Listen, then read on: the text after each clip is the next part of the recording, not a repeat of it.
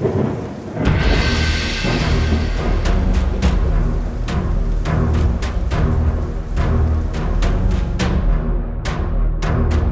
after decades of Star Wars stories across movies, TV shows, books, and comics, some of the biggest mysteries remain unanswered. These aren't just minor plot holes. If we ever get the full truth, it could potentially reshape what we know about the galaxy far, far away. Today we're diving into 7 Star Wars mysteries that could change everything. Who were Han Solo's parents? Han Solo is one of the most beloved characters in Star Wars, but despite all the stories we've gotten about him, there's still a major gap. Who were his parents? Solo, a Star Wars story, briefly mentions that he grew up on Corellia, but we never learn anything about his family. Was he the son of a smuggler, raised in the underworld, or did he come from a respectable family that fell on hard times? Now in Legends, Han was actually a descendant of the royal house of Solo, but that hasn't been confirmed in canon. If his ancestry was explored, it could add a whole new layer to his character. Maybe his rogue, anti-authority attitude wasn't just about survival. It could have been a rejection of something bigger. And imagine if Han ever found out who his parents really were, would it have changed his path? Why have we never learned more about Yoda's species? Now this one has been on this mystery list probably for 40 years. It's interesting that George never wanted to elaborate. We have never got anything in canon, nothing in Legends that really helps us dive deeper into what makes Yoda tick. Star Wars has given us countless alien species, from Wookiees to Twi'leks to Hutts. Yet Yoda's species, it's still nameless. It's still shrouded in mystery. We now know that there are 3 members, Yoda, Yaddle, and now Grogu. But their origins remain one of the biggest secrets in the franchise. George Lucas intentionally kept this away from us. But why? Is there a species naturally more connected to the Force than others? Could they be some kind of celestial beings? Or are they in hiding because of some great threat? If we ever learn the truth, it might completely change our understanding of the Force. And if Grogu is the last of their kind, that raises yet another question. Where did they all go? How can Jedi pod race, but biker scouts ride speeders? In The Phantom Menace, Qui-Gon famously tells us that no human can pod race except for Anakin because of his Force sensitivity. It makes sense. His reflexes and precognition allow him to react at impossible speeds. But then, in Return of the Jedi, we see Imperial biker scouts racing through the dense forest of Endor at breakneck speeds, dodging trees without using the Force. So what gives? Was Qui-Gon exaggerating Anakin's uniqueness? Or is there something different about pod racers compared to speeder bikes?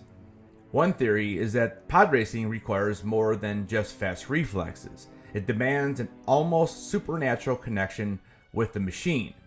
If that's the case, it could explain why pod racing is considered so dangerous and why only a select few can pull it off. Or is it possible that the biker scouts are fallen Jedi? Let's think about that one, Mara Jade. How did Endor survive the Death Star explosion? The second Death Star exploded directly over Endor. A space station the size of a small moon, obliterated in an instant, yet somehow the Ewoks and their forest moon survived just fine. Realistically, the impact of all that debris should have caused catastrophic destruction. Fires, shockwaves, maybe even an extinction level event. So how did Endor make it out okay? Some legend stories suggest that the explosion was controlled, preventing massive fallout. Others say the Ewoks did suffer but rebuilt over time. But in canon, nothing has officially explained why the Death Star destruction wasn't an apocalyptic event.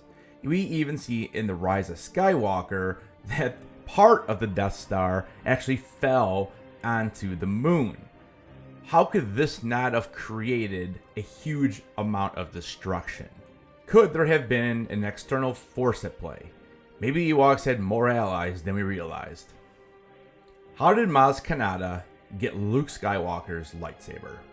When Maz Kanata opens the chest in The Force Awakens, revealing Luke Skywalker's original lightsaber, fans were left with one burning question. How did she get it?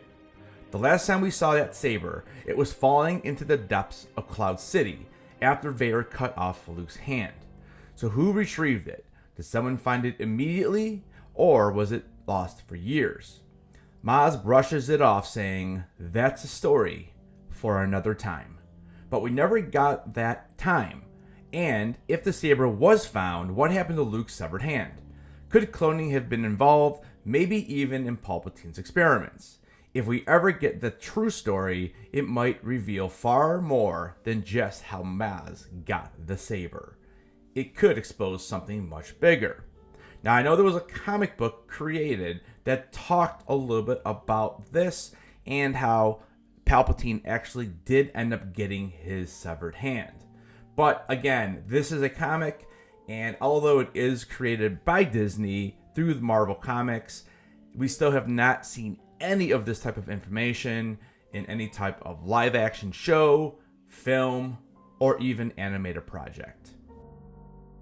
Why don't droids use lightsabers? If General Grievous, a mostly mechanical being, can wield 4 lightsabers at once, why don't droids use them in combat? We've seen Magna Guards fight Jedi using electrostaffs, but never an actual droid trained to use a lightsaber. Is it because lightsaber combat requires an organic connection to the Force? Or is it just that the Sith and Jedi never wanted droids to have that kind of power? If someone were to create a droid that could fully wield a lightsaber, it could be a complete game changer for how battles are fought in Star Wars. What did Luke learn that made him want the Jedi to end? At the end of Return of the Jedi, Luke was at the height of his heroism. He believed in redemption, he saved his father, and he defeated Palpatine.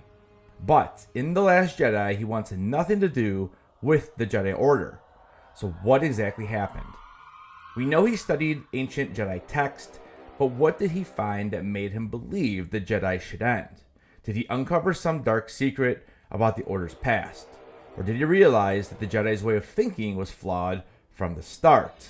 Or was it simply just that he failed his nephew and his nephew became Kylo Ren?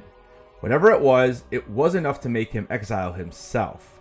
If we ever get the full story, it could completely redefine how we see the Jedi. These mysteries are just a few of the biggest unanswered questions in Star Wars. Some of them might never be answered. Some of them may never be explained, while others could change everything we know about a galaxy far, far away. Which one do you think needs to be answered first? Which do you think is the most intriguing? Are there other questions that you have that I can maybe help answer in a future video? Leave me a comment down below, and thank you so much for watching the video. Don't forget to keep those heads on, and I'll see you guys in the next video.